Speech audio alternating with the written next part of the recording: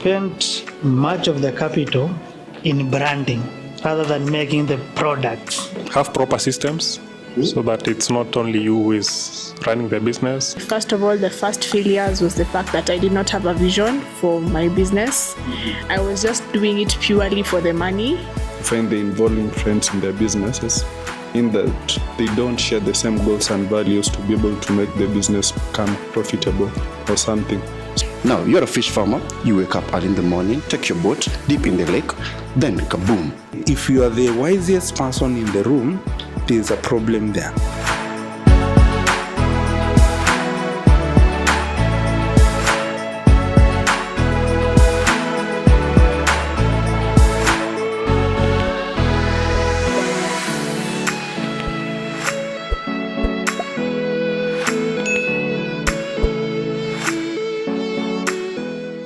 So thank you very much for making time. My name is Titus Kihiu. I am one of the co-founders of BrookWise, and we are extremely honored to host you this evening and to really delve into why business is failed. So we want to have a very interesting conversation.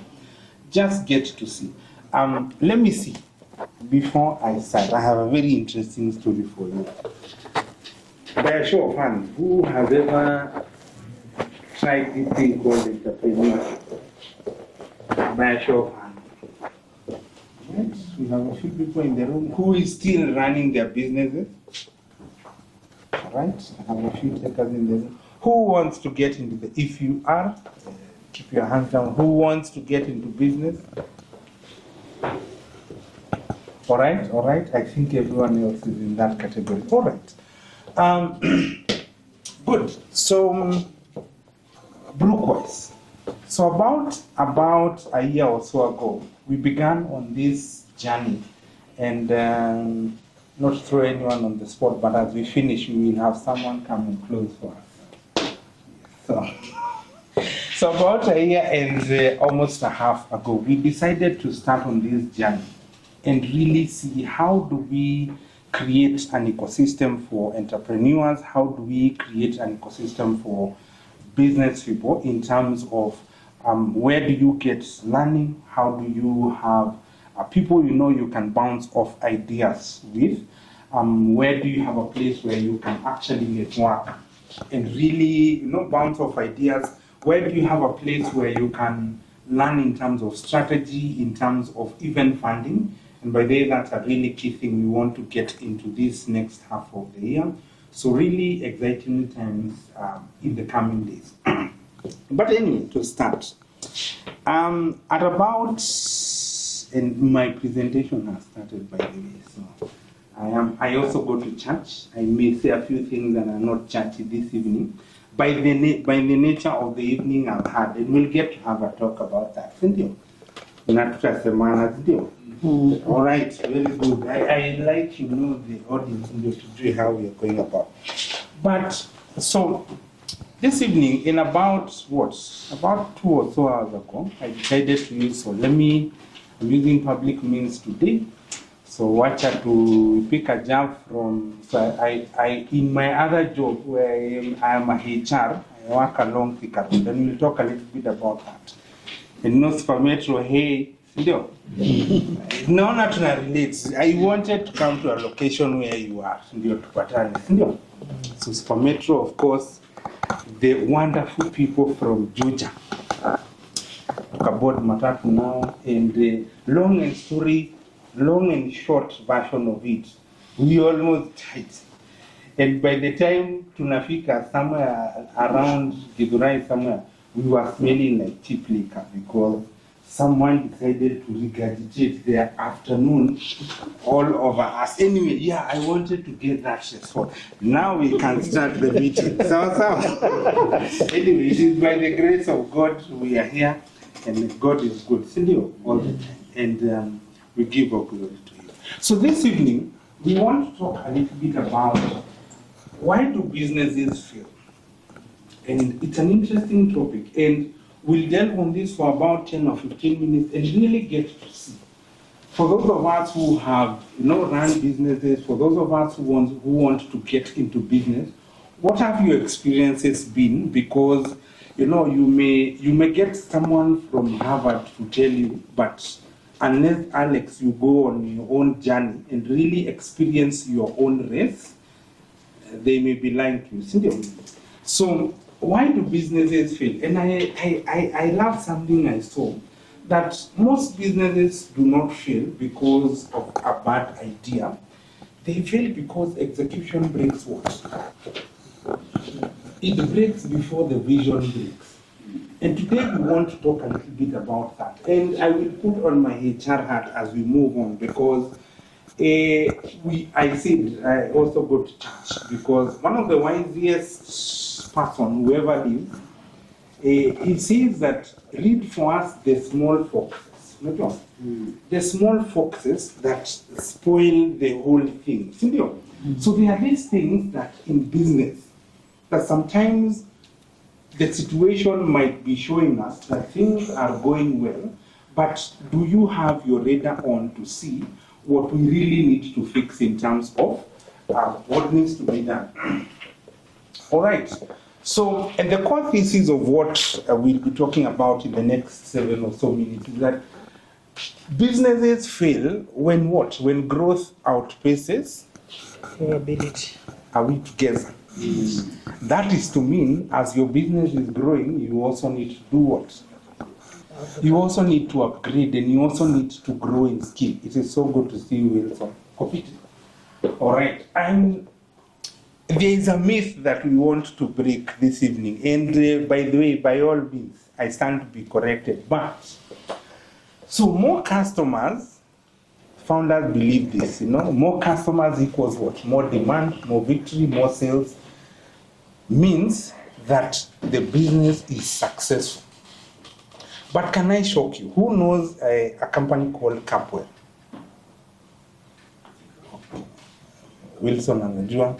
Who knows unga inaitwa Amiz? So now we are getting somewhere. Rane rice. You see all these things.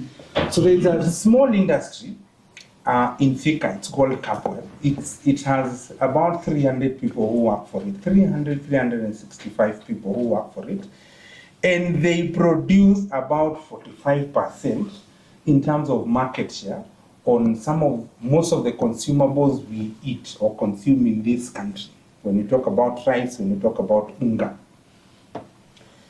That company, if you look at their margins, they are dealing in terms of billions.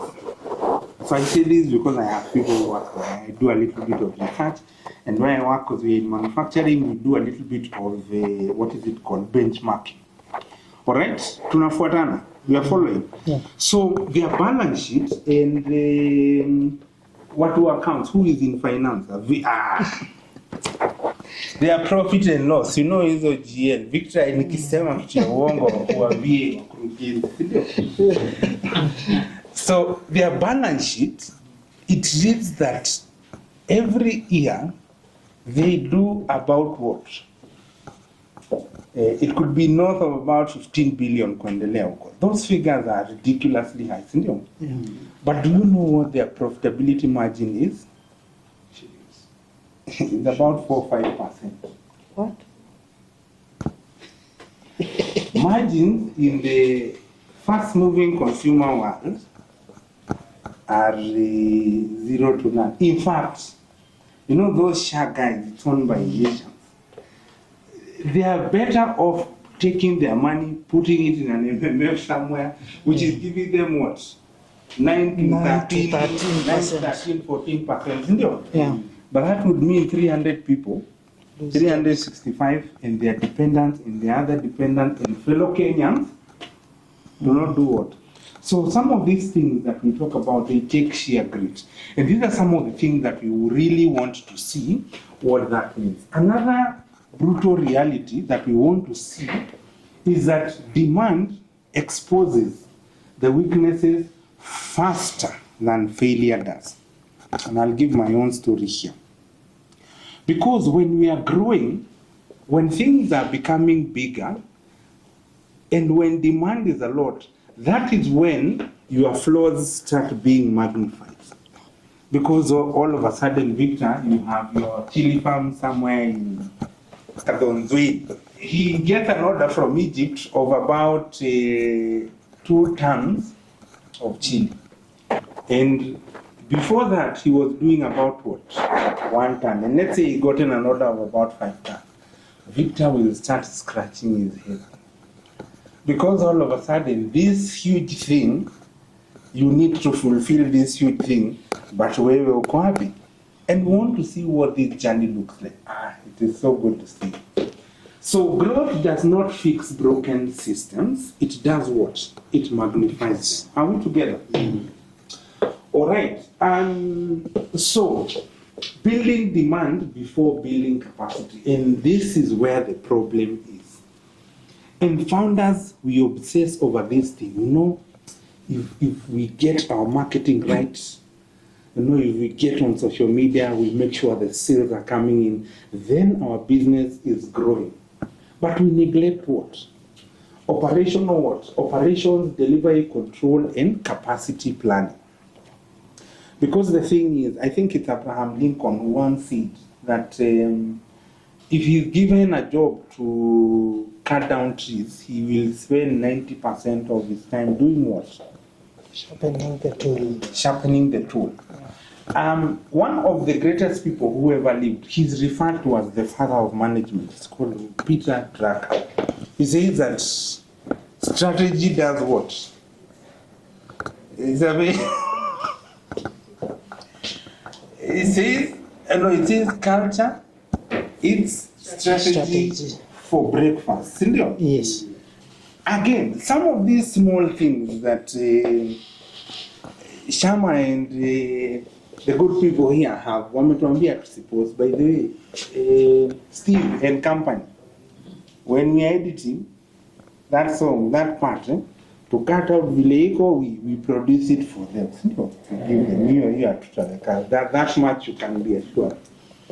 But the thing is, they've taken hours on hours to perfect this kit. In fact, what we have seen here and what we have had took a long time to master in terms of how it has been. There is one thing that we do. Mashari asked me a question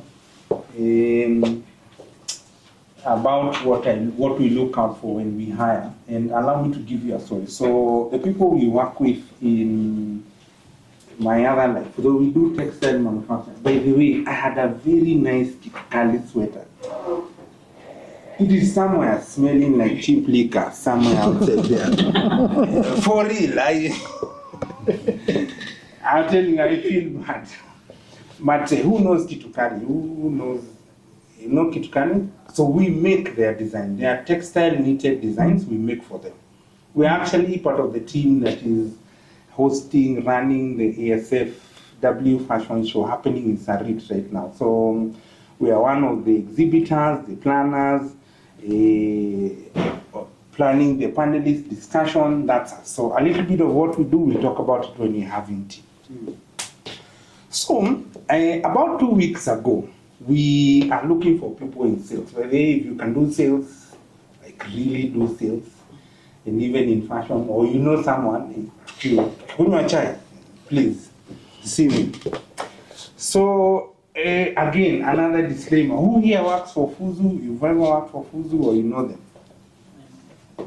Very good, I can be honest. So we put out an advert. We are looking for sales, and these guys, they call us vehemently. You know, guys, sisi ndio maudi kwa hii business. You know, forget whoever.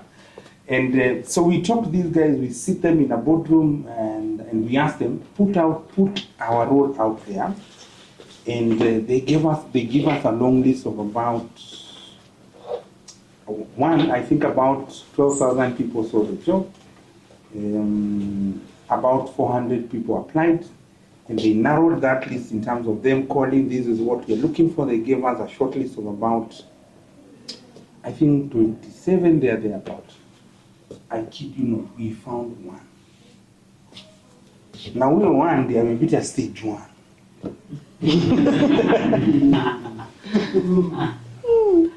No, I want you to see the level of the word out there. Let's not say it. There is the level of fluff that now, you know, the level of panganga that is out there na kujichocha.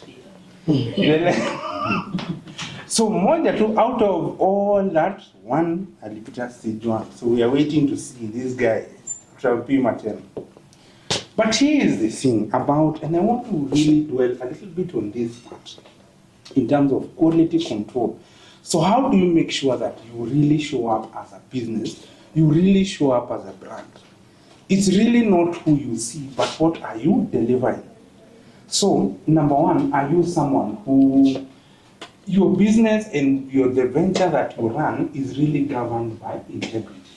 Secondly, are you showing up to be counted in terms of you have grit and what it takes to move something from point A, and not only from point B to C to Z? Are we together? No. Then the other thing, are you someone who can be counted upon? And Macharia talked about this is what actually differentiates you as a person. And what this, by the way, I sit on the other side of where we look at a spectrum of, and Macharia was saying this, that thousands of people, leave campus.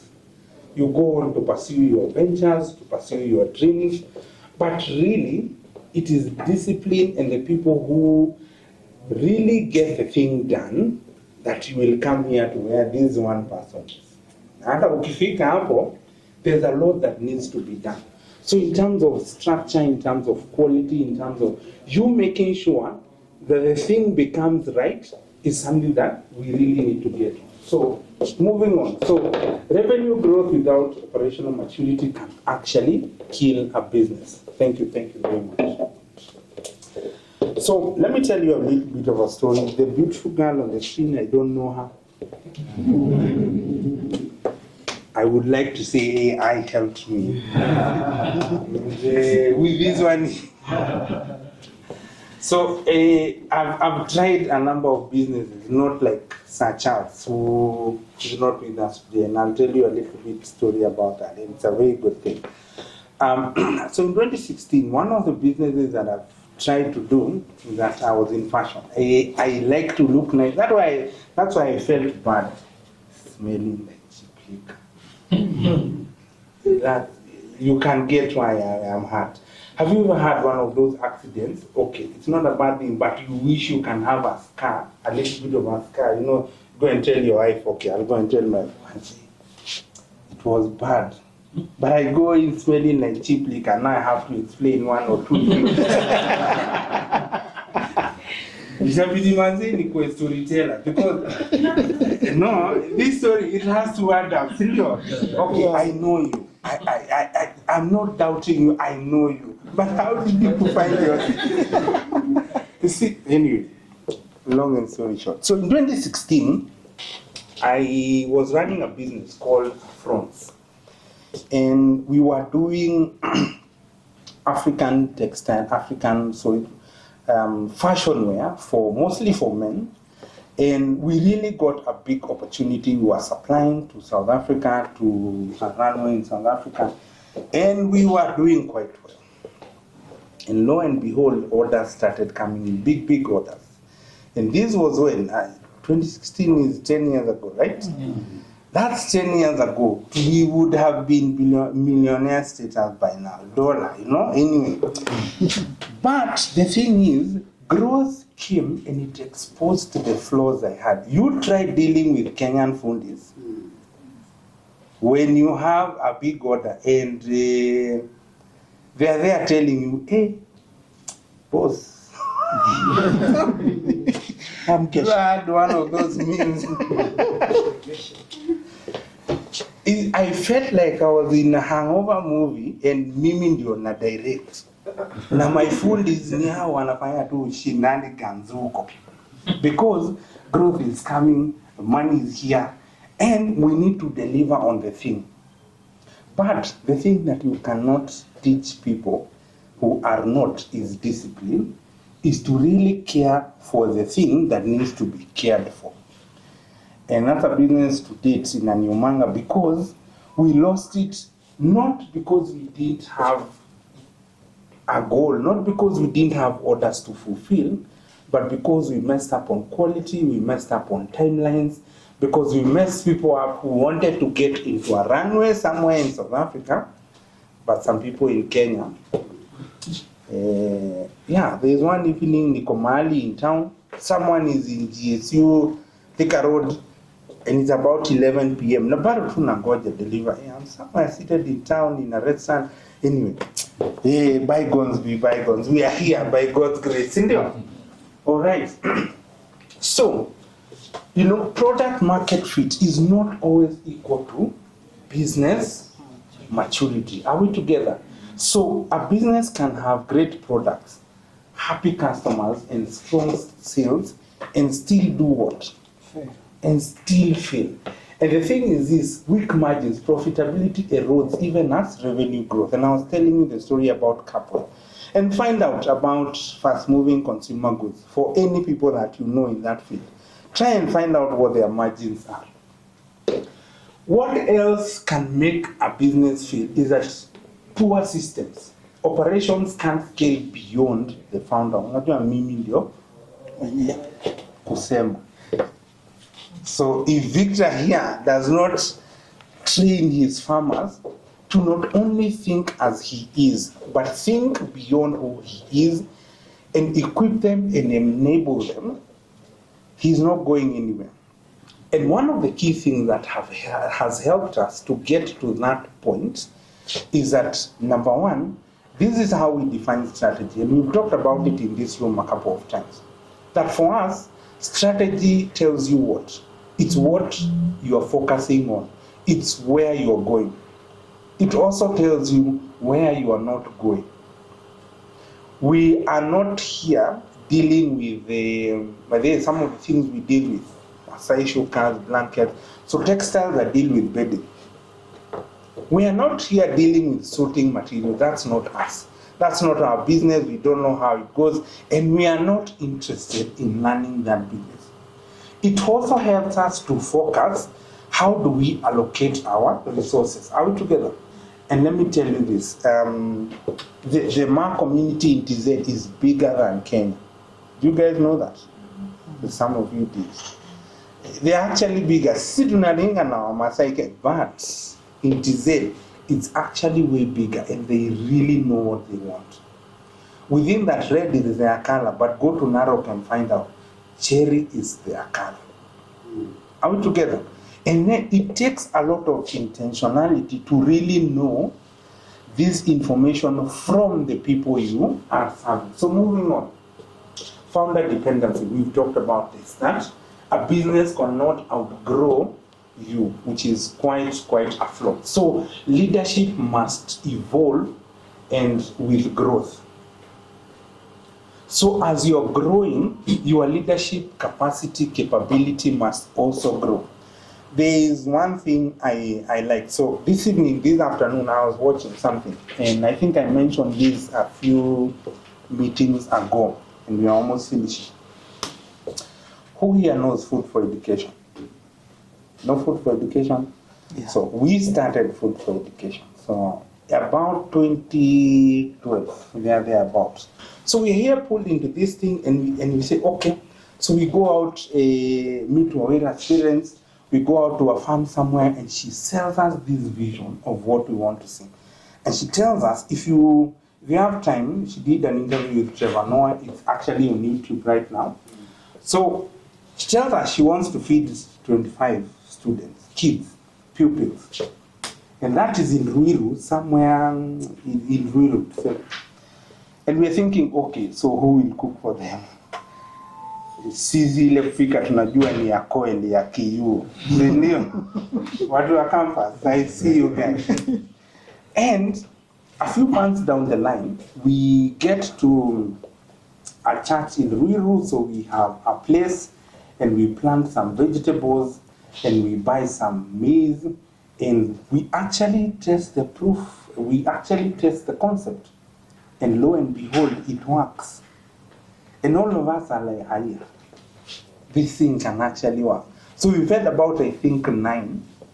the first time. And we actually had to go to the school and talk to the principal, the head teacher then, to be okay, we have this program, and Angalia too is sizing us up. Okay, so we want the pupils to get out of school to come. It's about 300 meters from where the school is. And that's where we began. In a Mabati structure, 2011, 2012, thereabout. And moving on to social media, friends of friends, we got to 10, we got to 20, we got to 100, and the rest is history. And the thing is, this vision, it grew even as the leader, who we all subscribe to and we love because of the work that she has done. She believed in herself, and she did not let and allow limitation of space, limitation of whatever resources that we had. And today, they are feeding about what? 625,000 kids every day with a workforce of about 5,500 people. That's not an easy number to manage. You can imagine having an ecosystem of all those people and making sure that this engine is running well, like a well-oiled engine.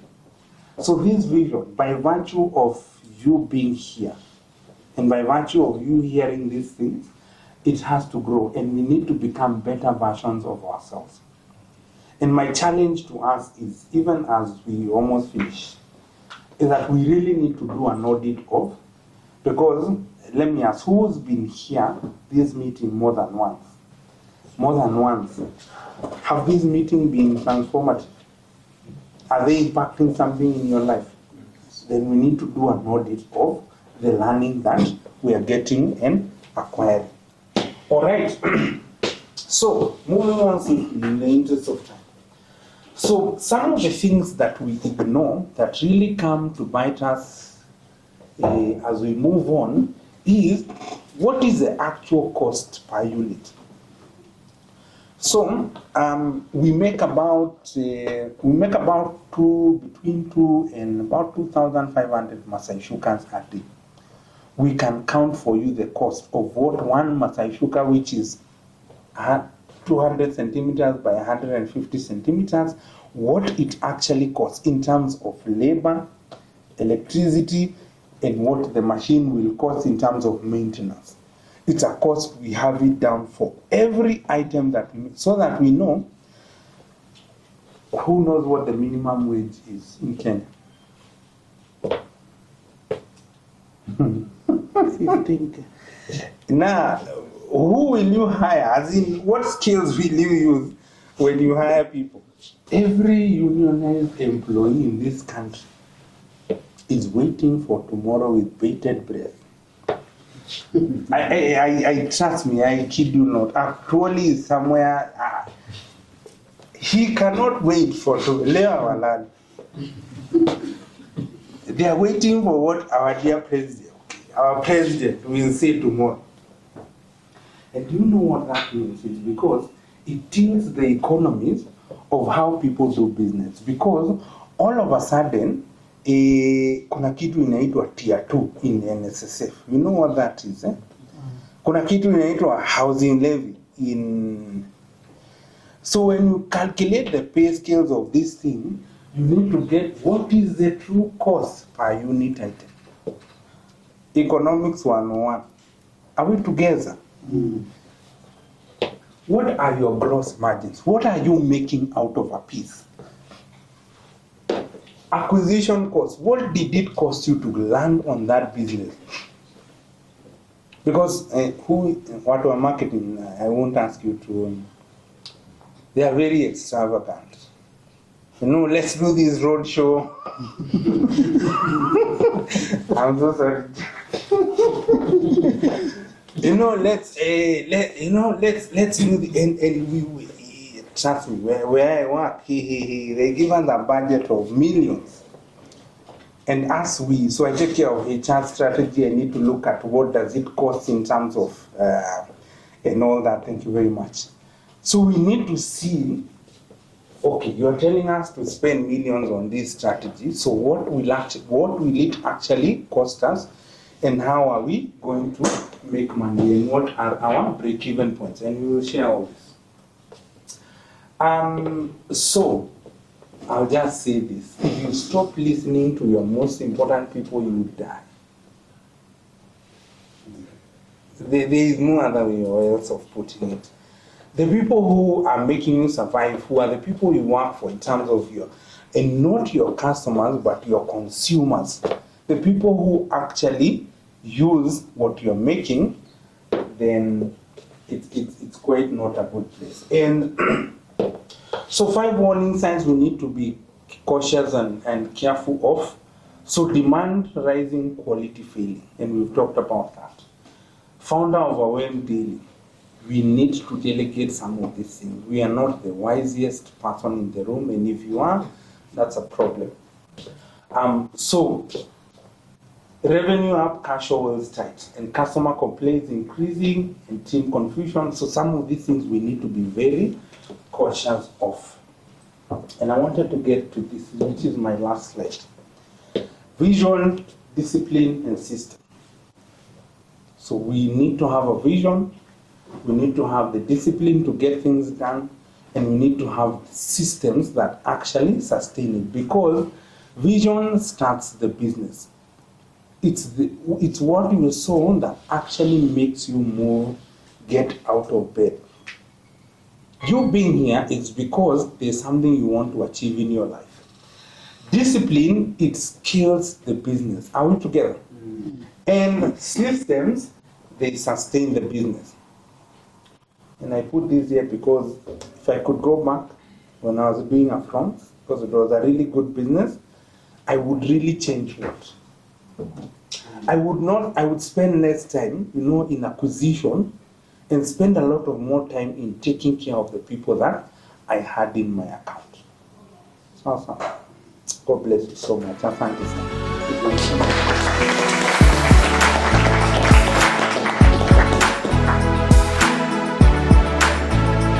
I talked to my friend here. He was in the peanut butter business. And then it failed because he spent much of the capital in branding rather than making the products. Yeah. Wow. Okay. Do you want to expand on that? Okay. Yeah, let's just expand. So, hello everyone. So I think we are so keen on the optics as entrepreneurs, especially people who are just starting. We are so keen on kuonekana. So I put a lot of focus on branding, visibility, as opposed to the actual product. So when now clients have seen it, and then now bring the product now. Yes. You're not able to meet the demand. Okay. And then you're not able I was not able to refine even having proper equipment. So there's the issue of the quality. Yes. And failing just to meet your side of the bargain. Okay. Yes, so going back, I think those are lessons I've learned. All right. Yes. And going back, you would do it differently. Yeah. What would you do different? Have proper systems so that it's not only you who is running the business. Yes. And working on the most essential bits of the production. And then the product can be able now to finance the optics that you want. Okay. Yes. Okay, she has told me that she runs a business currently of plating people at school, and there's a time she was really focusing on acquiring new clients rather than focusing on the ones she has already acquired and keeping and maintaining them. So she has told me that that's one of the greatest lessons she has learned so far, to focus on keeping or retaining the customers you already have rather than trying to acquire new customers. Because if you work on retaining the ones you have, they will most likely even refer you, so you will end up eventually getting new customers. But if you serve the new ones in a quote-unquote bad way, and they leave, then you won't ever get referrals. Yeah, and for me, I've told her that there's a time, sometime last year, I started a business. And first of all, the first failures was the fact that I did not have a vision for my business. I was just doing it purely for the money. And definitely something I picked from the failed business is the fact that you have to have a vision and you have to enjoy what you're doing. Because if you end up not making any sales, first of all, you get very discouraged very quickly. Because one, you don't even enjoy what you're doing. And the goal for your business was to get money. So if you're not getting the money, you don't feel like doing the business anymore. So yeah, I think that's majorly what I took from my failed business. And also, yeah, I'm trying to market more and getting over the fear of being perceived. So instead of marketing my products, maybe speaking about my business and creating content about my business, I used to have the fear of being perceived, thinking, I don't know, how will people take this content and all that. So I'm slowly, because I'm currently running another business, I'm slowly learning how to get over that and how to put myself out there. And yeah, currently I can say I'm enjoying the business I'm running. Yeah. Thank you. So there's a lot of, we've heard just from those two people, we've heard that marketing, branding too early without concentrating on the product that you are actually delivering could actually kill your business. You could spend too much time on the aesthetics that you do not focus on what really matters. So my name is Stephen. So I'll speak from what my friends have told me, and also there's something that I'd like to inquire because I felt like he didn't touch on it that much. So first of all, my friends have told me when it comes to business, you find that the biggest thing that has, let's say, like let them down is you find they're involving friends in their businesses, in that they don't share the same goals and values to be able to make the business become profitable or something. So I find when they mix and their goals don't align, it somehow affects even the relationship between them, and with the time you see everything comes to a stop and all that. And from my side, something I didn't hear the speaker touching about was the environment. About, like, let's say you have a business here in Kenya, because some years back I started something and it failed terribly, yet we had everything that you talked about. We got investors, we got a lot of funding, and you are ready to get into the market.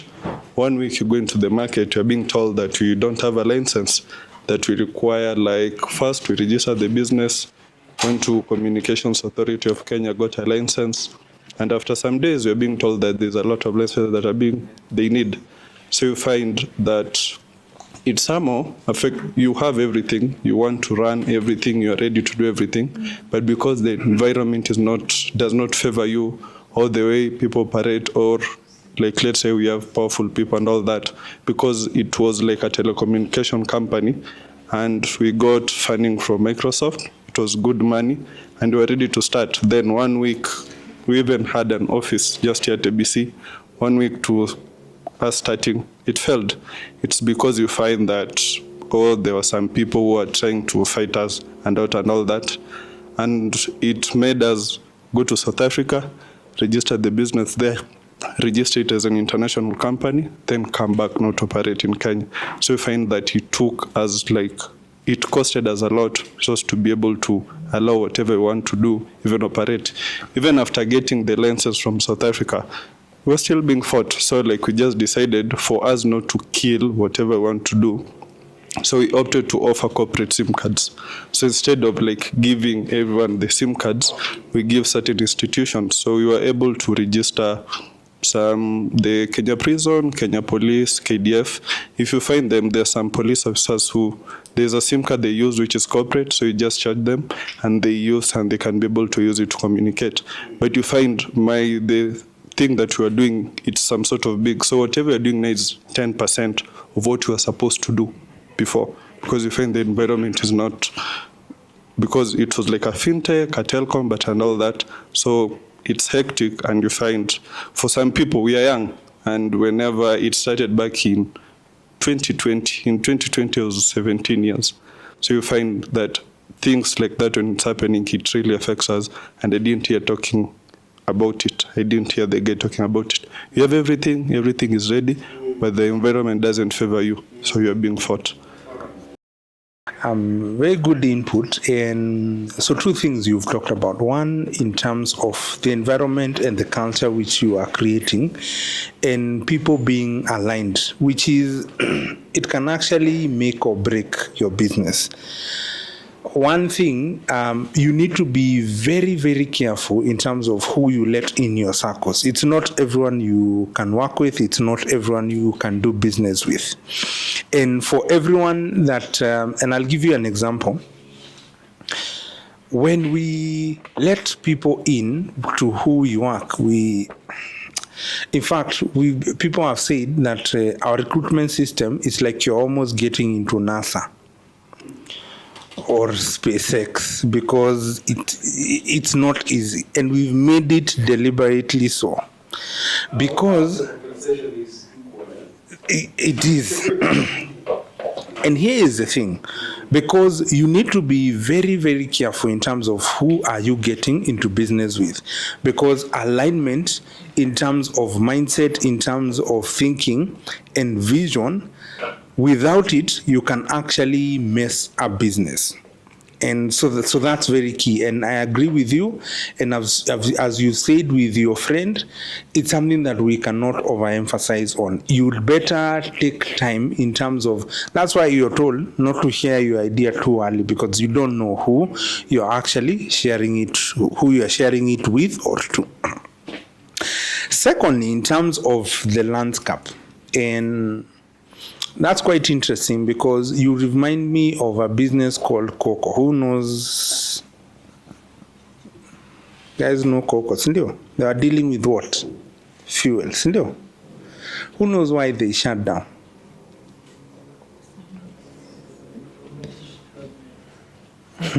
What did the government want? What licenses? Now, so some of you may and some of us may not. So the good book says that the rain falls to the just and the unjust alike. Meaning there are very unjust people in this world. So the story of Coco, it's public knowledge. Look for it. So apparently, who knows carbon credits? It's a huge thing. Wilson anajua. I have one of the people we work with, he is a lawyer. I work closely with him at work. He calls it the modern day scam. His words, not mine. His words, His words, not mine. So someone realized, because what Coco was doing, it was actually doing really well on carbon credits, because their fuel is, I think, biodegradable, something like that. Look it up. There's a whole story around it. So someone in government is seated looking at this thing and is seeing these people are growing, but they are opening their fuel stations right, left and center, all the way to the remote towns in this country. And someone looks at it and then says, I think we can make money here. And do you know what they were doing? But it was brilliant. What they were saving on carbon credit, because in terms of how carbon credit works, especially if you're in manufacturing, so whatever carbon you either take from the atmosphere, you should be either compensated or reimbursed, because there is a body that governs all that. And Coco was really good at that, because they are creating all this fuel, but since their fuel is biodegradable, so whatever amount in tonnage in terms of weight they are giving into the consumers, that much they are being reimbursed, which is helping them to run their what? To run their business. Are we together? It was genius. But someone in government decides and says what? Yeah, what? These baskets we can share, sindio? So they give them a very stringent rule that we are not going to offset your carbon credit, and this is how we are going to do it. So all of a sudden, they have this bill that they need to take care of in terms of their cost overnight, like that, in terms of their production. So what do? They can't run the business. So thousands of people are laid off. And it is a brutal world we live in. And I'll give you an example. And first of all, allow me to give apologies for Sir Charles. I mentioned he's not here with us today. He had to attend some board meetings up country. And so we have all his blessings. Tumekubana. Very good. One of who knows what Sir Charles does? And I know I'm taking time, so allow me to finish with this. So Sir Charles, they run, they have some wind mills in Kajiado, Kipetro, sindio. So they sell electricity to who? The grid, the national grid, the government. Do you want to know who frustrates them the most? You know that it is the same government that they make and sell electricity to, because somewhere mtu tu amekaa chini anaona these young guys, they are making too much money. What can we do to frustrate them? I don't know. It's like so the thing is, these people, we will meet them at every stage of our business. I can tell you for free, there are some people in Nakuru, go look it up from where I work, they do not sleep because they want to frustrate our efforts. So one of the things that, and I'll finish with this, our CEO told us, because nilisema, if we stop listening to the people who we are serving the most, we die as a business. So he told us, you know what, you guys are seated pretty in your chairs. I want you guys to get up, you go into the market and really see who we are. So we went to Huru Market. Who's been to Huru Market here? Where do you shop for uniforms? Okay, I'm Jafik Hafo. So Huru Market is this a really bubbling market somewhere in Jogoo Road, and it has like 3,000 liters. So they use our iron. I can tell you for free. Some people in Nakuru walisikia tumeingia hiyo market. The next day they were there. So because that market ni to watu wanashona wameshikana wengi, there are like 3,000 people in different stalls. Victor knows this. Sisi tulikuwa tunapita hivi, that guy anapita hivi. Are we together? We pass one of our customers and tuambia, na mtu wa fulani alikuwa tu hapa na akanipei, nyinyi mnanipei nini? So the thing is this, as we are planning for systems, as we are planning for structure, and it is not called thinking out the box for anything, it's called how do we look at the systems, the landscape in the area, and how do we mitigate. And I can tell you for free, and ask him when he's back, Charles has CS Wandaji's number, wanaongeanga naye car boys. Lakini wakifika kwa boardroom, wanachapana tu mangumi huko chini. So they have to sit down in a boardroom and say, sir, I honor you, I respect you, let's do this, let's do this. So you have to be, what does that good book say? It calls us to be shrewd like what? Wise as what? Imagine, we are being in one sentence, a human being and a serpent, and a dove, in one sentence. That thing that ilifanya to lose heaven almost, are we together? So in the same sentence, there is a serpent and there is a human being. That tells us that these people will be there, and we need to be wiser, and we need to be sharper and look at how is the system of the world operating, and what do we need to do. I may not be able to help how your business went, Stephen, but what I can offer you in terms of probably some support is in the ecosystem that you're looking at. Allow me to give this one last example. So, and I'll also not mention names, but there's a connection that Alex, Jackie, and I have. And one really great leader that we all worked under at some point had this really wise idea. Na kaipeleka wapi? Safaricom. He had his own people uko ndani trying to push for that idea. But let me tell you, alitoka tu hiyo mlango hivi. It took like, I don't know, like it's been what? I don't know, like almost 5 years trying to salvage this thing, because people are running this behemoth thing that is giving them billions, but they are still coming after this one that will help people. And that is the kind of world we live in. And it's not about to change. So the thing is, how do we mitigate for this? So in your landscape, in your arena, who do you know that with a lot of integrity can actually not only bring insight, but help you how to maneuver? And that's why I'm here. Jackie is really good at, in terms of running the systems, making sure that we are not only organized, but we are following the vision and we are getting to a destined end. Alex will go out and not only get business, but tell us this is where we step. So when he speaks on that arena, I shut up. Because we need to know what I said. If you are the wisest person in the room, there's a problem there.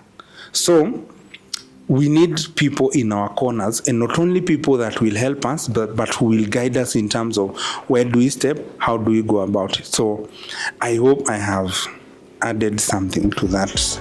Asante.